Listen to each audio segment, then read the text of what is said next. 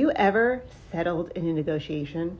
Have you ever walked out angry and mad, pissed at yourself? Maybe you were prepared, maybe you were not prepared, and you were just like, I can't believe I did that. Well, we've all been there. We've all made those mistakes, and nothing is more frustrating than preparing yourself or thinking that there could be a win-win for both parties and things didn't go that well. I am style expert Christine Beauvais, and today this is part 2 of a series that I've been doing where the first part we talked about how you are going to dress for your negotiating meetings. We talked about all the things from what to wear, the colors, the jewelry, how you should be presenting yourself, and how that impacts you, how it impacts your energy, how it impacts your confidence. And when we're dressed the right way, it really also shows the other person they can feel our energy and they can see our energy. And it's so important to understand that our energy is the most important part of that conversation, because people can feel your energy. And if they feel that you're weak, they're going to dominate it. So today we are going to take a deeper dive, and we're going to talk to an amazing, multi-talented expert. And she is going to come in and she's going to join us to talk about all the ways to build up your confidence. Lena Cisco is a body language expert, and she's also a former Navy intelligence officer and Department of Defense certified interrogator. So there's a whole list here. I mean, this is a multi-talented woman, and I am so happy to have her here. I see you, Lena, so we're just going to get you on and start our conversation. Conversation we're going to have. If you're going into a job interview, you want to watch this video. If you're going to buy a house, buy a car, you definitely want to be on. Hi, Lena. Hi. I hope you can hear me okay. So I don't have. Okay, perfect. Perfect. Excellent. I love your glasses. Oh, I swap between the no frame and the frame. And today I felt like a frame. Well, from a style expert, the moment we put on glasses, that creates that very smart, sophisticated look, which I know you probably know. All right, Lena. So you are a wealth of knowledge, and today I am looking forward to our conversation where you can share the insights on how do we build our confidence in these conversations, especially for women. And I know that I have settled and said, oh, I don't know how to speak. I mean, really explicit language in a professional way, because sometimes talking about money and negotiations, we don't always bring our best side out. And sometimes we can say the wrong things, but you are an expert in this. So talk about your journey on how you developed your skills and got into this industry. Oh, I love it. I never planned to be into this, and I fell into it. But and I never had formal training as a negotiator, but I had on the job training and a lot of it. And I didn't realize it at the time, but my background, if anybody doesn't know, I'm a certified, and you already introduced me, but certified military interrogator, Navy intel officer. The Marine Corps certified me to interrogate, and I interrogated in Guantanamo Bay, Cuba, in Camp Delta, the prison, the infamous prison, after 9/11. And, during my interrogations, I created a whole new method. It's strategic, rapport-based. I train all over the country, the world pretty much, on how to do this. But what I realized was I was negotiating for the truth back then. And it was super high stakes. I mean, life threatening, but it was a negotiation. And a lot of times I think people get wrapped around the word negotiation and go, ugh, right? It's just like the word interrogation. It never conjures up anything positive. People always want to assume the worst. To me, an interrogation is a conversation. But negotiation is not scary. We negotiate every day for time, money, things, stuff. We negotiate. So we should never fear it. It is just a planned out conversation.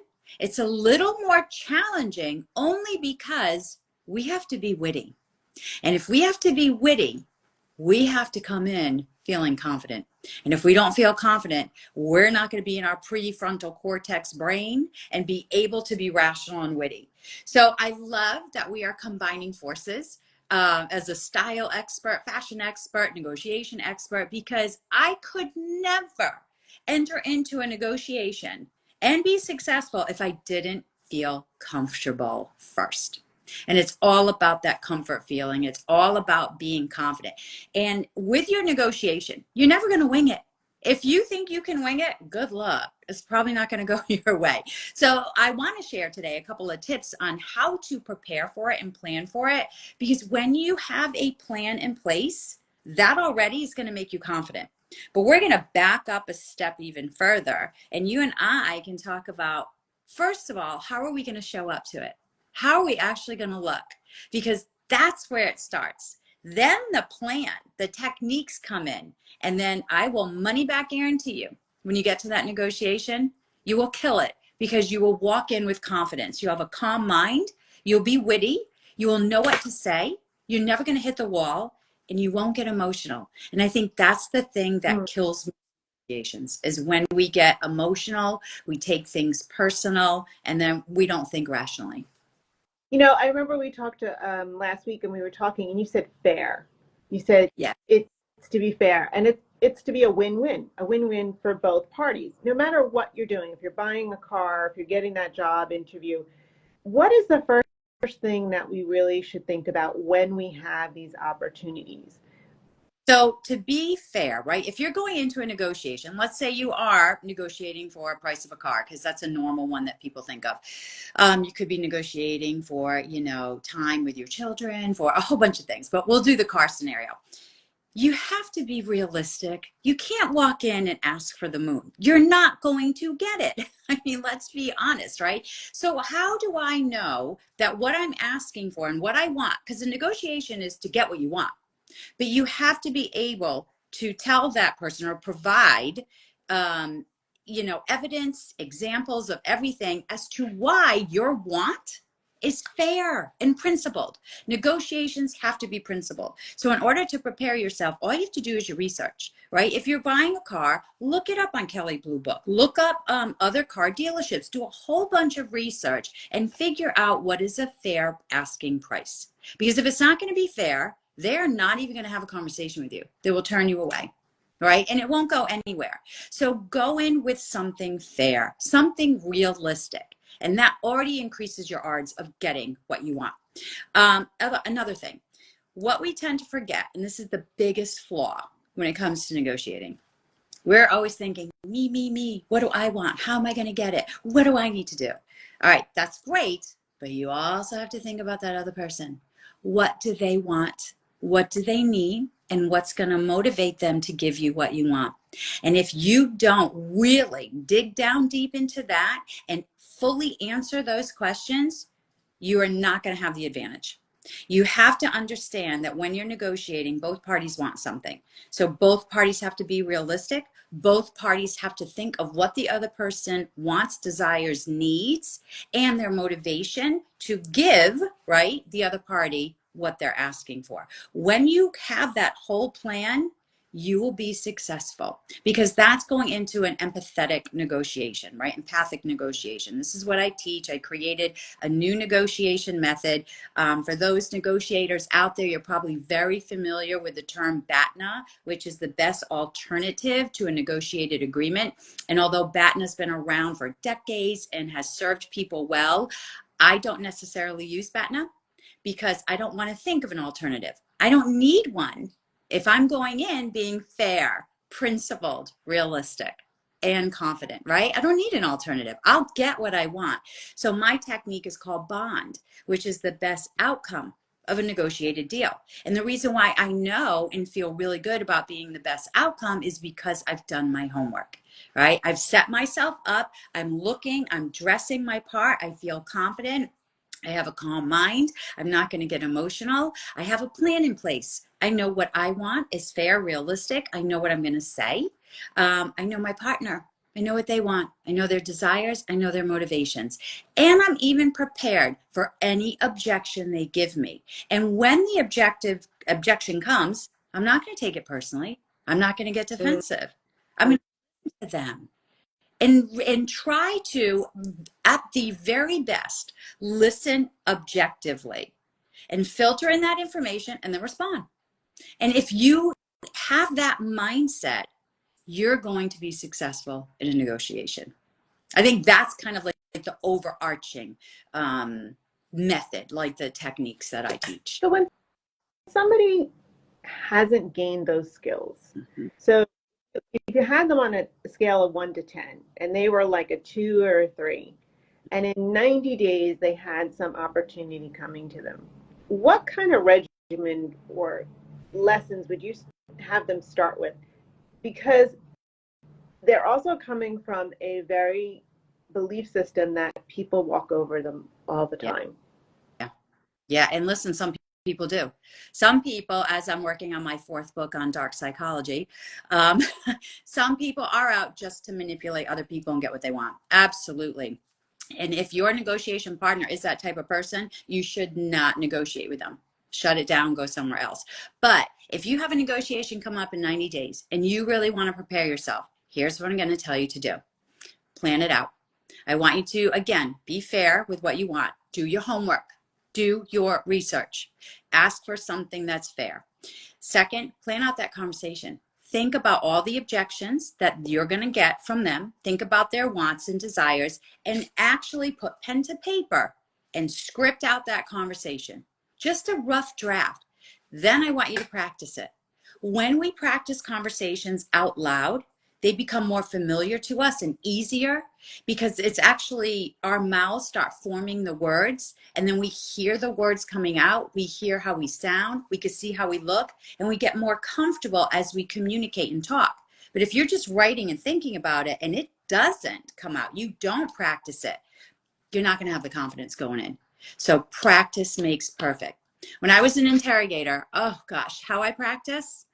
In my room, in the shower, in the car, I interrogated myself. I had conversations with my devil's advocate every day because it prepared me to have that conversation in real life. You have to practice. If you have somebody home that you trust, a friend, a family member, a spouse, practice with them. Say, hey, could you be the car salesman? Well, I'll try, and I'm going to try and negotiate the price I want for this car. Could you just role play with me? Role play really helps because it's, again, it's practicing, it's getting that immediate feedback. Because here's what happens, and this is probably the scariest part. We can practice all day long with ourselves, we can write it out, we can think of all these techniques, but we never get that reaction from the other human and know how to prepare for that. Mm.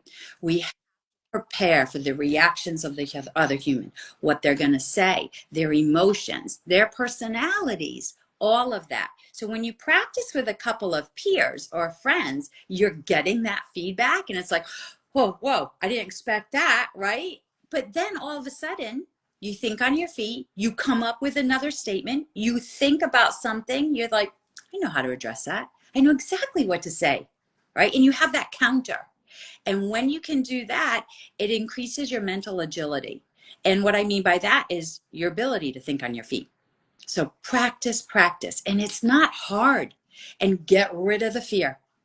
Don't go into a negotiation thinking, oh God, I'm not going to get it. I'm going to screw up. I don't have enough. No, because then you will screw up.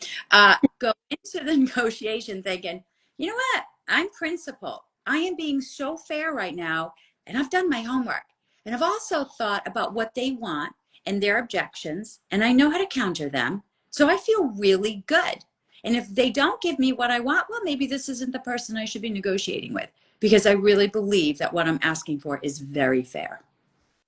Yeah, that takes a lot of practice because sometimes we are in a place of anger, frustration. Oh, We feel, and what I think also happens, and I'm sure you can talk about this, is that the negotiation can also help us see where our belief system is. mm-hmm. So when we're having these kind of practice things and you're fearful that someone's going to walk all over you or this is going to happen, everything that's coming up is showing you this is what your belief system is, and this is where you need to practice. That's why I'm saying 90 days out, the more you practice it and your, excuse my French, but your shit comes up, Yeah.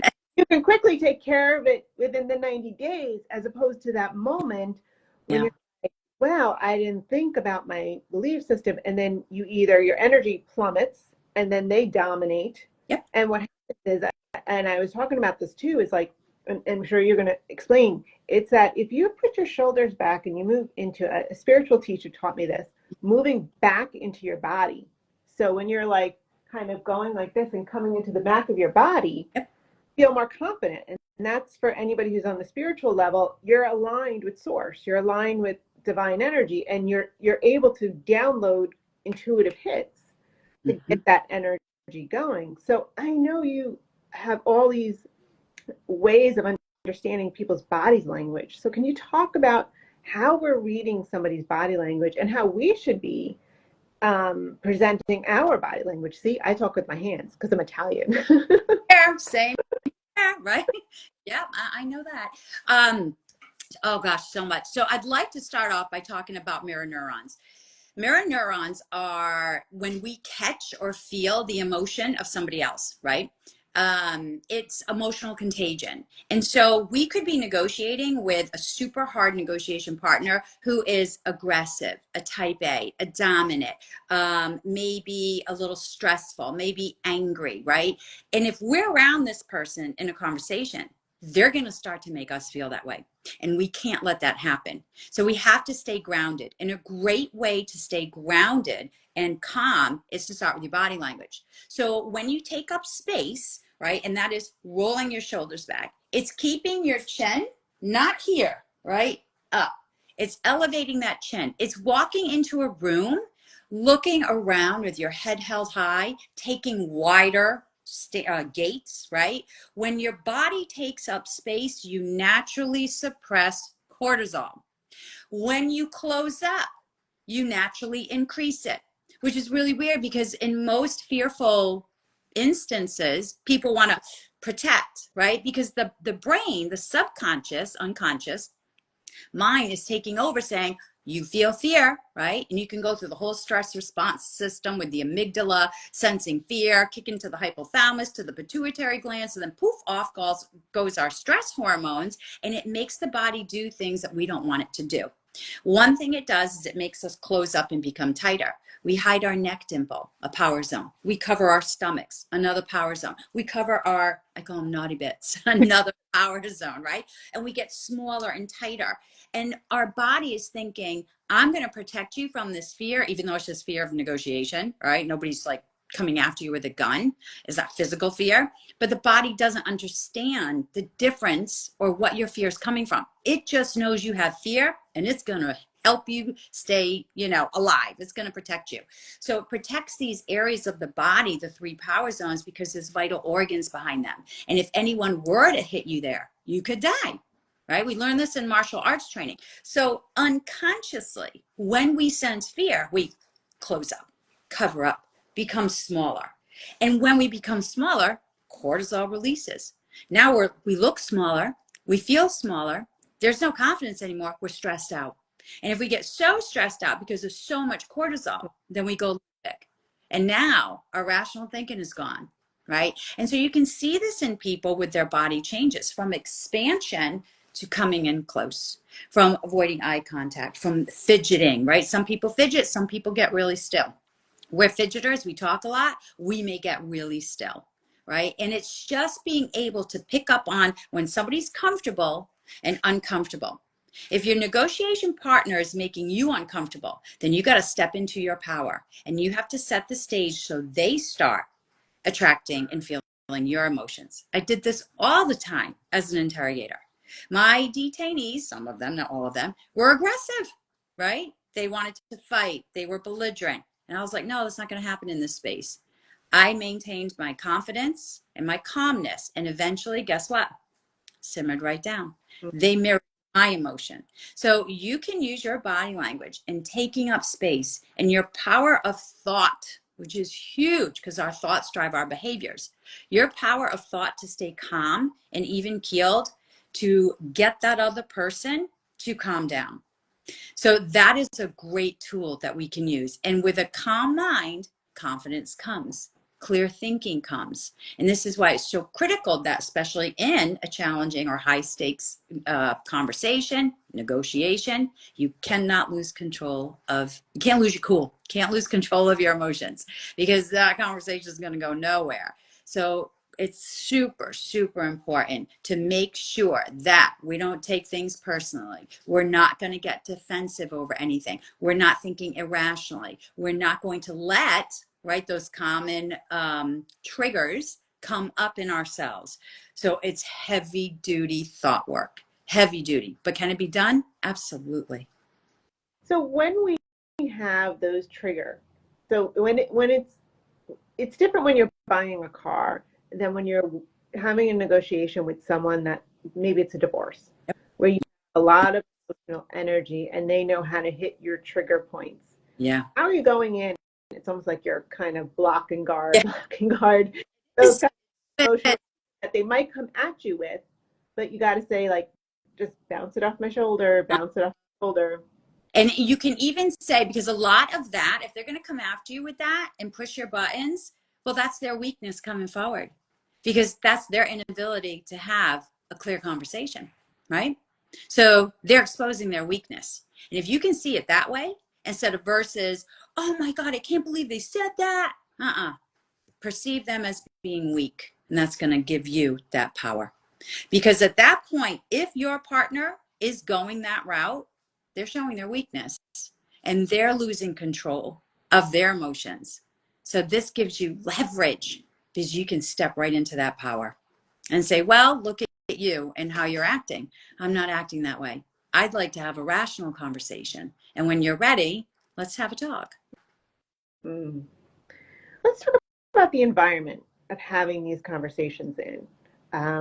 Many of you know I talk about feng shui and the energy of the room. And sometimes I even mentioned on the previous video about being in a office, but sometimes you might have these conversations in a lunch or out in, maybe you're in the car dealership.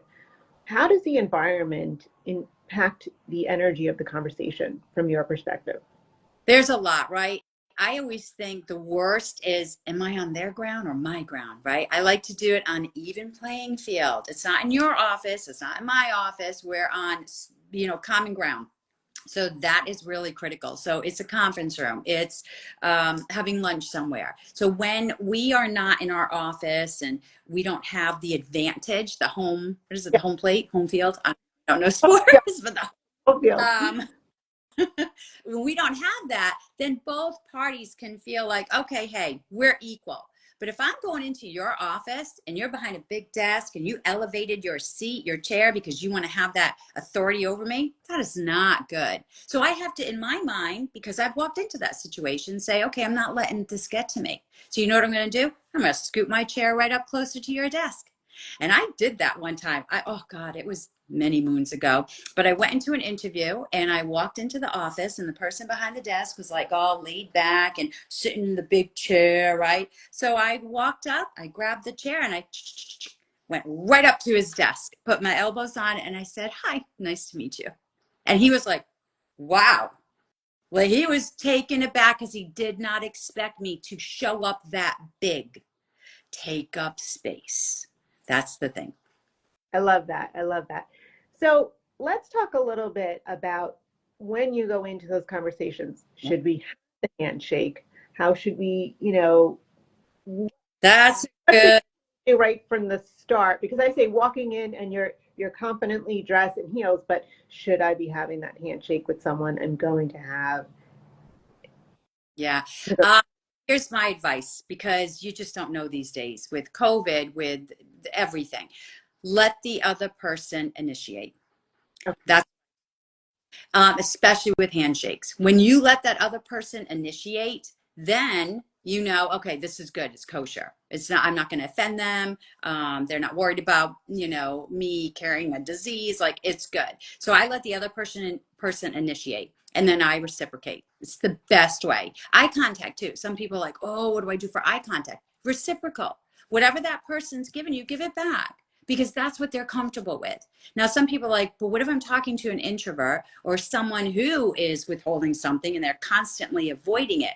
Well, all you have to do is don't avoid eye contact as much as them, right? But just drop down a little bit, look around a little bit, but don't glare at people. It's weird, right? We don't have to stare at people. I don't know where that came from, but just natural, not normal, because there's no such thing as normal, but natural eye contact that feels comfortable for you. If staring is uncomfortable, then it's uncomfortable. You look weird, right? So be natural. I always tell people, if you feel weird, you look it. If you stressed out, you look it. It's the sad truth, but that's what it is.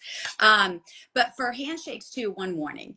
When I was former military, in a world of men, and I always thought I had to kind of prove myself and my strength and this and that, and I'd come in with that real strong handshake. Okay, that just doesn't work. I'm a female. I am not that strong. It is okay to have a firm, but I don't have to be grasping some big guy's hand. It's ridiculous. I got nothing to prove, right? My proof is right here, and you're going to see it. So I just go in with a nice, firm handshake. That's it. But don't overcompensate, I guess is what I'm trying to say. And then sometimes I know this happened to me a while ago, where somebody was very knowledgeable about hand gestures and all this. And so they quickly judged me on something that I had done. I think I had went like this or something like that. Oh, I'm itchy. I got allergies. Scratch. It was just something that happened, and they were like, oh, well, you just did that and you just did that. And then they quickly labeled me about something. And I was kind of like, wait a minute, just because I went from there to the room and I was walking into, I was not feeling what this person was telling me I was feeling. So how can we overread sometimes? Because we get a book, and I know this was with feng shui. People would come to me and say, my room's here and this is here, and they'd be so solid. And I know you can read a book on hand gestures and body language, but sometimes that doesn't always mean something. So how do you know when a body gesture really means something, and it's maybe just because somebody had an itch, and that's all it is? So it's well, first I want to say, if anybody out there, or you again, encounters that, you may just want to go to that person and say, or it could be that I have allergies and I'm constantly itchy here. And that's it. Because what you want to do is address it. You don't want that person to have the upper hand over you and tell you, no, you got nervous, so you scratched your face, which is true. I mean, this is what I look for in detecting deception, right? Usually when people are doing this, it tells me cortisol released, and it starts to pool here, and it makes your nose itchy, and people do this all the time, right? But it also, for me, it doesn't mean that. I'm an allergy sufferer. This is always itchy. So with the body language piece, you have to baseline people.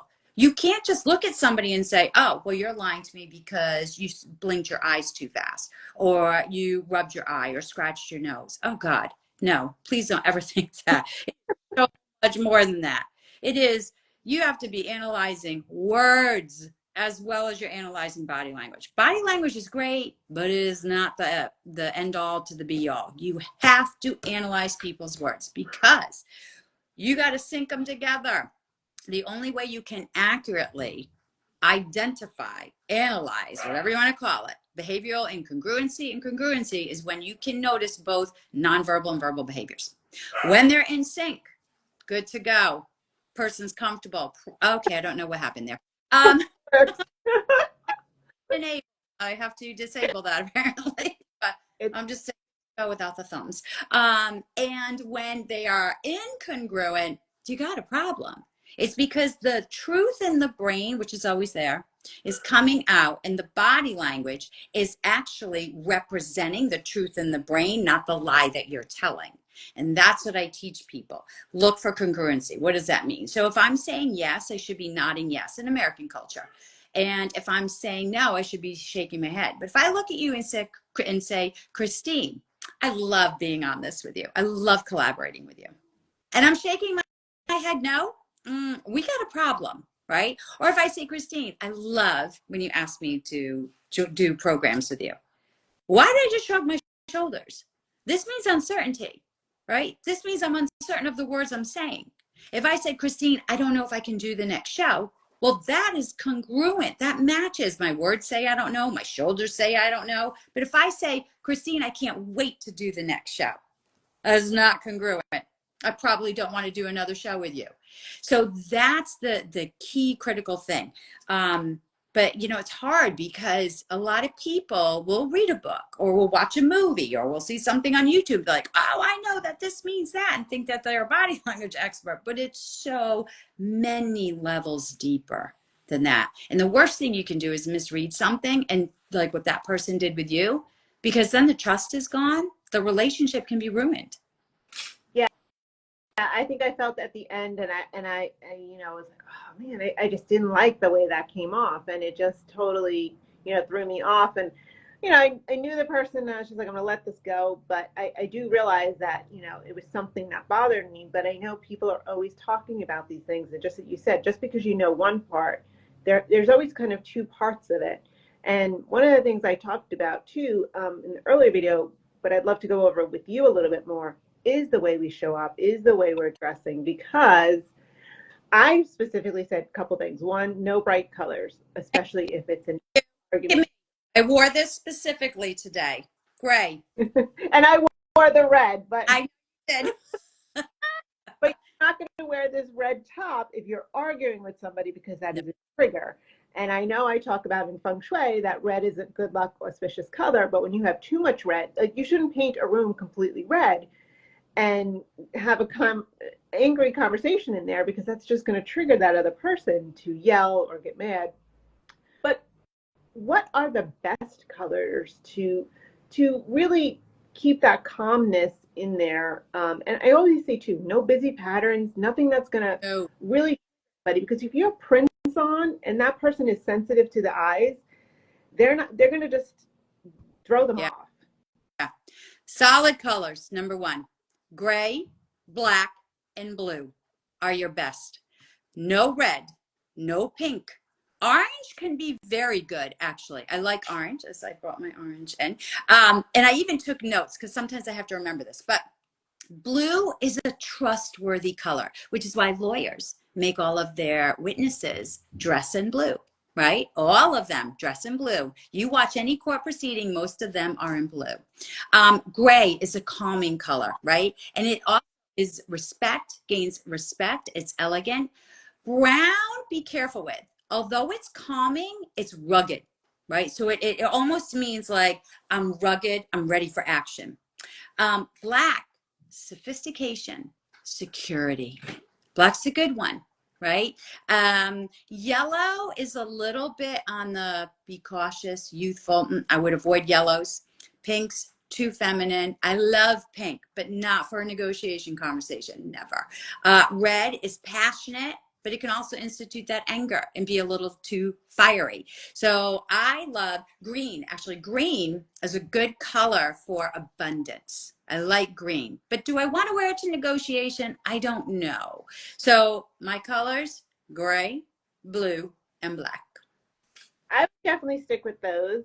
I always tell a client.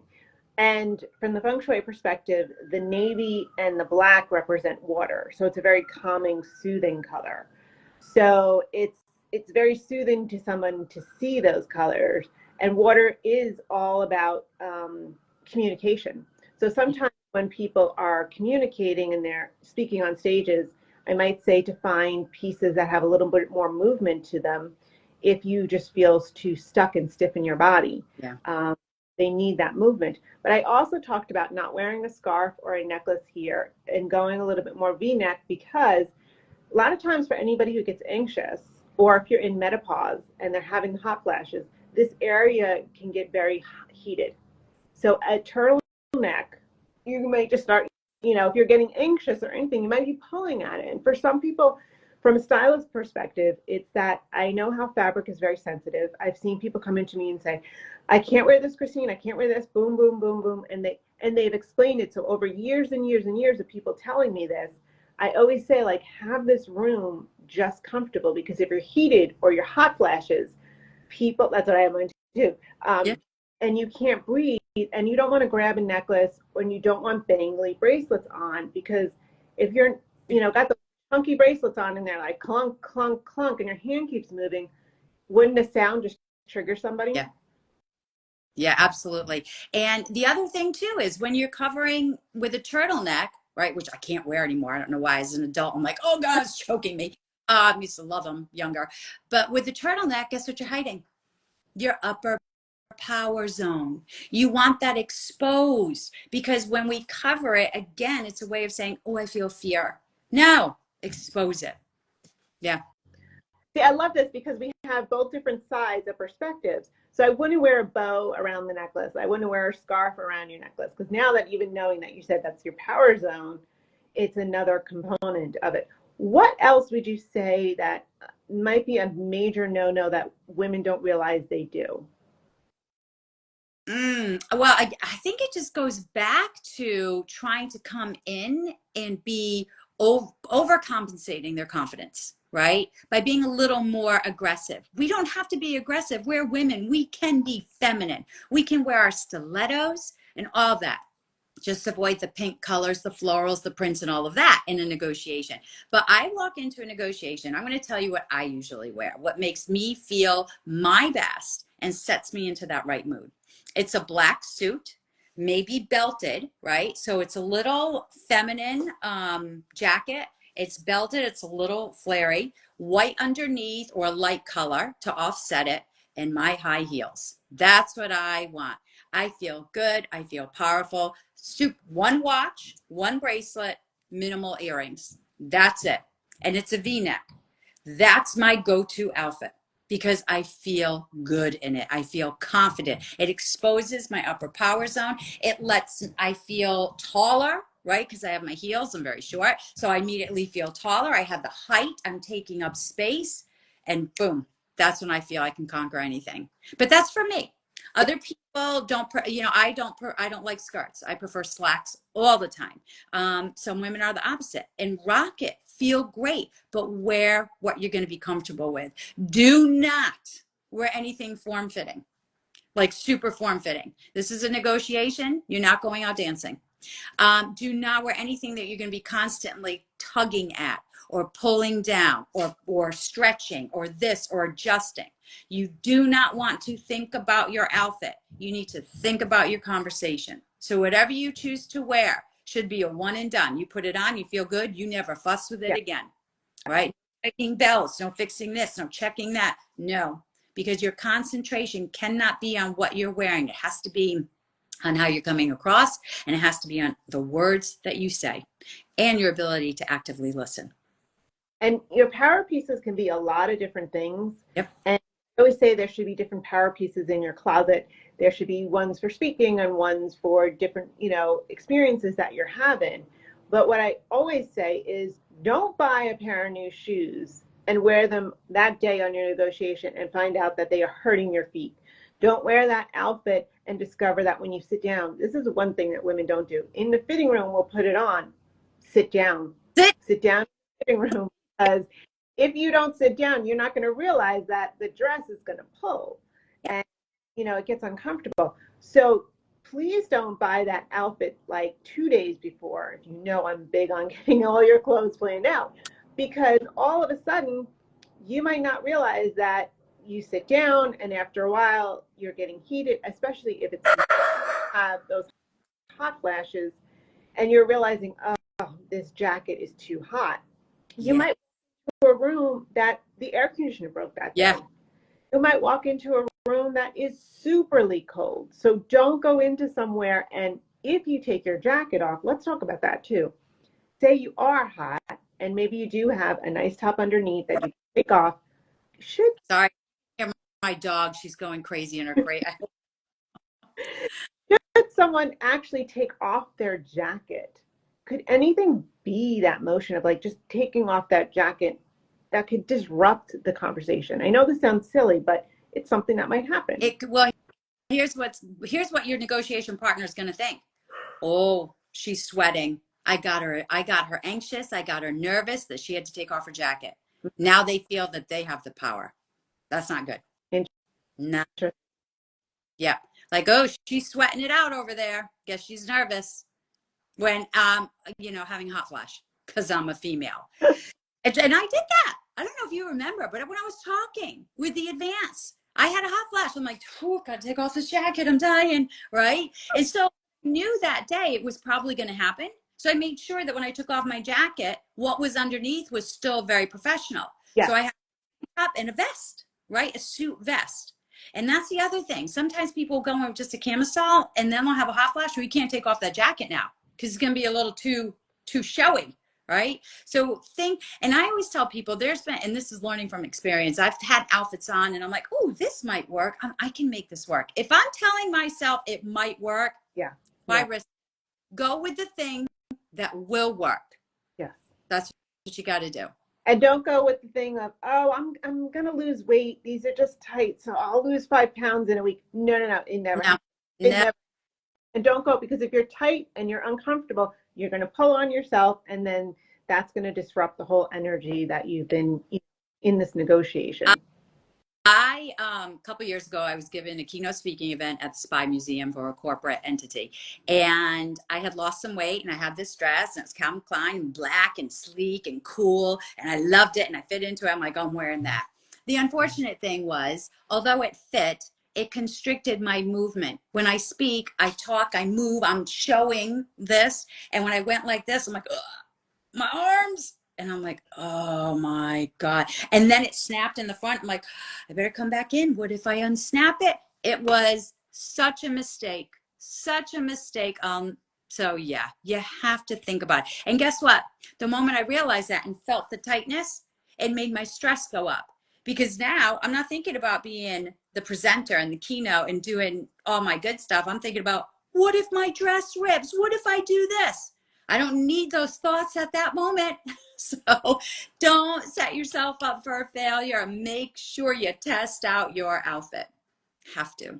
Yeah. And that's why I say always be shopping. Like I said, 90 days to practice. In those 90 days that you're practicing this negotiation, you should be shopping for the right clothes, and you should be wearing them even when you are presenting. Dress that way as you practice, so you know what it's like. Because if you're practicing in your pajamas, one, you have no confidence.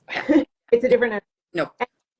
You're not realizing that the jacket's pulling, or you're not somebody who's wearing a blazer all the time or wearing heels all the time. And it's, you know what, high heels are not for everyone. So please don't pretend that you should wear high heels because that's what powerful women do. It's not for everyone.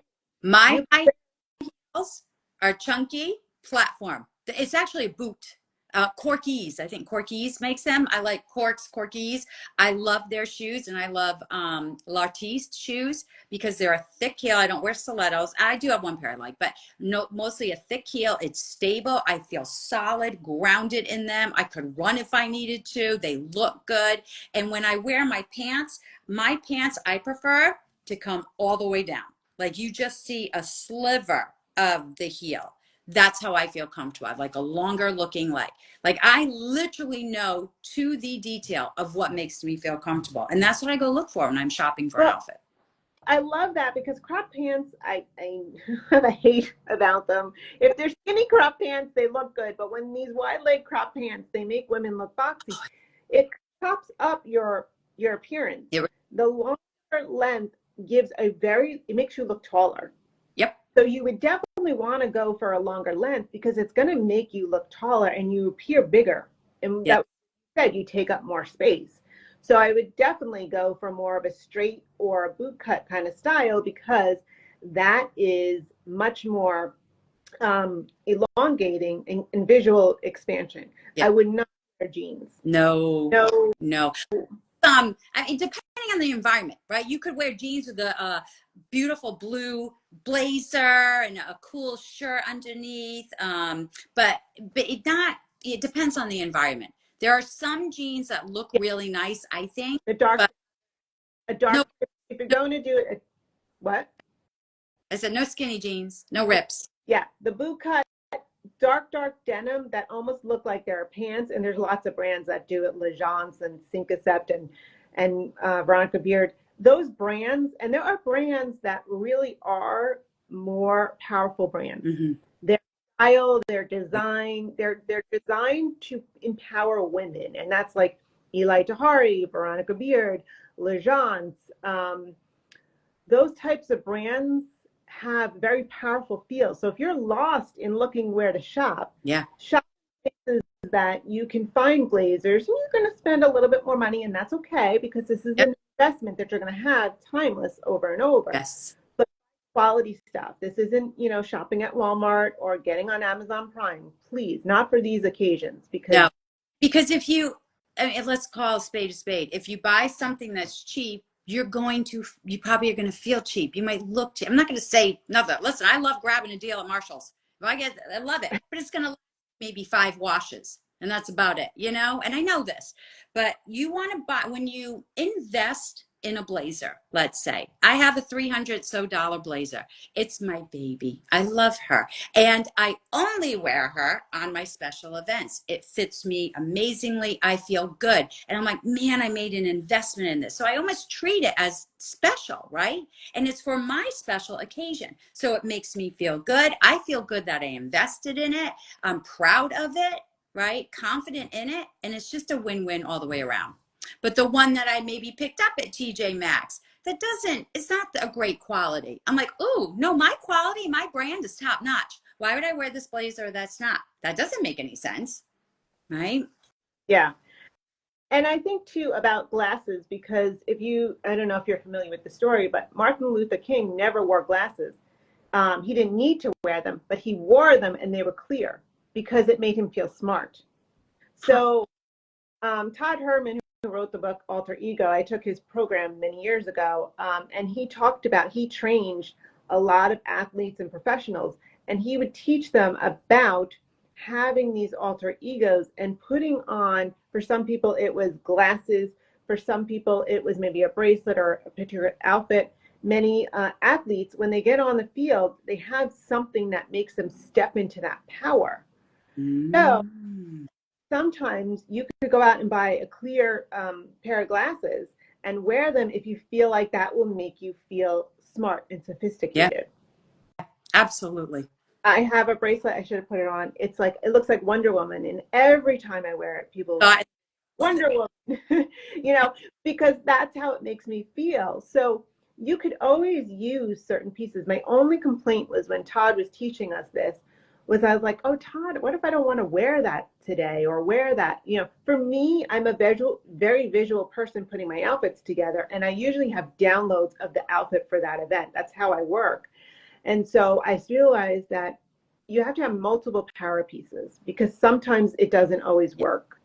So having those different types of pieces in your closet, but they have to be worn at least a couple of times. Don't make that mistake of wearing something and being uncomfortable that day.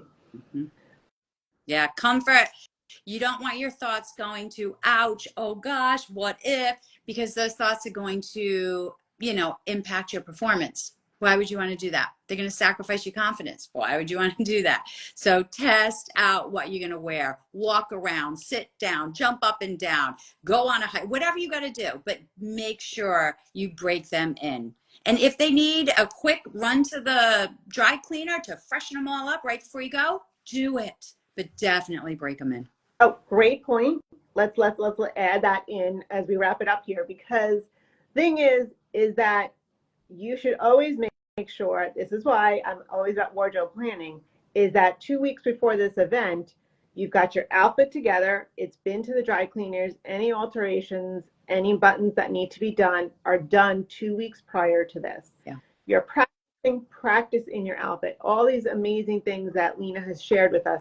Practice in the clothes, because if you don't, you're losing that energy, and you don't know if that outfit is just not really perfect for this event. And standing at a car dealership, most of the time you're kind of standing until you go to that second phase when you're back in the financial, they might stand in that office, but most of the time you might be standing or driving that car. Yeah. And all of a sudden you realize, oh, this jacket is not perfect for driving that car. And then you're having that conversation and it's not going well. Wrap up with a couple last minute things that people could just keep in mind. Most importantly, where do they begin? Planning, planning, planning, planning. Don't, just like with your outfit, do not think about this conversation and think you're going to wing it. It's not going to go the way you need it to go. Plan for it, script it, write it down, practice it. Remember to be fair and principled. Remember to pick out your outfit so you're going in feeling confident already. Remember to work on your thoughts. You don't want to get emotional, right? So it's constantly not letting things affect you, taking them personally, having a counter in your mind for that, being prepared for that. When you're prepared, right, for the person to say something and they say it, like, I already practiced that, ready, got it. That's how I did every interrogation of mine. I am practiced to the worst case scenario. I would say, okay, here's what I'm going to say. They're going to come back and say this, which was the most awful thing, the most difficult, challenging thing ever. But I had a plan for it. And when I went into interrogations, it never was that bad. And so all these stuff was easy. I was like, oh, that was a breeze. I planned for so much worse. This was a breeze. And so that's what you have to do. It really is all about practicing and putting in the reps. That's amazing. This has been so much fun. Does anybody have questions while we're here? If you do, just drop them below. But while we're waiting to see if there's any questions, Lena, I know you have some events coming up. So talk about where people can learn more about you and the events that you have coming up, I believe, in September and October. Yes. I don't know the October one. Do I have one in October? I can't remember. But anyway, you can find me online. My company's thecongruencygroup.com. I'm all over LinkedIn, social media, but I do online training. So you can do it at the comfort of your home. You can train with me. I have a professional mentor program, which I love because I really can work with people intimately. It's one-on-one for how long you want. I do 3, 6, and 12-month programs. Or you can join my online membership and community. You can join a great group of people. Every week I do training. It's lunchtime on Wednesdays. You join into my membership. It's called Elevate. And you immediately have access to every single training that I started with. So this is like 33 classes. Automatic access is $127 a month. It's nothing. You get to meet amazing people in this group. We have fun conversations, but you learn a communication, verbal, nonverbal, negotiation, interviewing, elicitation, you name it, body language, all this stuff. You learn techniques every single week. You have homework. We have great conversations. We do role play in there. And then I have another one, which is more robust. It's like a master's program. It's all of my training, and it's still that weekly training, a huge library of resources. And again, it's self-paced. It's called Ascension. So those are great ways for people that I have found, especially with busy lifestyles, who want to know more about this, who don't want to read a book and misjudge people, misread them, mislabel them, not know what to say in an interview or negotiation. Come stop by, check out my offerings. We will get you to master your communication skills. I promise you that. You know, the wealth of information that you have provided, and we've known each other and the Advanced Innovation Society, and it's our mastermind group. That's amazing. But I've learned so much from you, and I'm telling you, this is a topic that we need to master better and better and better in our lives. So check out Lena's group or programs, reach out to her because she's a wealth of knowledge, and really, we should really learn this in school, and we're not learning technique. 100%. I mean, literally, emotional control, right? Our thought distortions and how to communicate with people. Empathy, respect, even being confident. It's all of that stuff. Nobody taught me that. Right?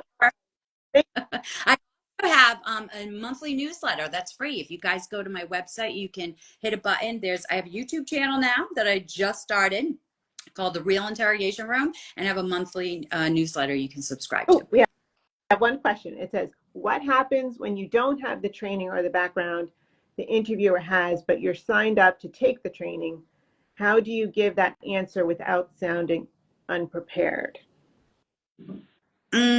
So you are negotiating with someone who has training, and I guess you haven't had the training yet, but you still have to have this conversation. Easy peasy. Don't make up stuff, right? Don't try to pretend to be something you're not. In fact, one of my 9 principles in negotiation is showing your vulnerability. So that is saying, you know, listen, I don't have the years of experience you do, but I do know this. I am fair and what I'm asking for. I've done my research and I am a clear communicator. And I feel that what I'm asking for is very just sound, right? And I stand behind whatever my decision is, etc. You can still have confidence in being a human and being fair and respectful and communicating. Who cares if you don't have training yet? And you're going to get there. But when you show that to people, instead of trying to overcompensate and hide it by being arrogant or, they're going to read right through you, just say, nope, I haven't had that training yet. But here's what I do know. I do know that if I'm coming into a negotiation, I have to be fair and I have considered your side and what your needs are and motivations. And I've taken that all into account. And this is why I feel what I'm asking for is very fair. I love that. I love that. And it's okay. It's okay if you don't know something. It's okay to just ask the questions, but you're still in your confident energy. Yeah. And you're not trying to pretend somebody, because once you pretend, then you go off the meter and you're going to lower your energy, and then they can just come in and they can just dominate. Yeah. Because they will be able, if they're trained, they're going to see right through your BS, excuse me. They'll see right through you, and then you're going to lose their trust and credibility. They will see you as less credible and less trustworthy. You don't want that, right? And so be who you are. I hate that we use the word, but be authentic, right? You don't need to lie. You don't need to pretend to be something you're not. No, be you and be confident with you. And what if the role was reversed? You are the interviewer, and that was happening to you. Like they came in, the person coming in was stronger than you were.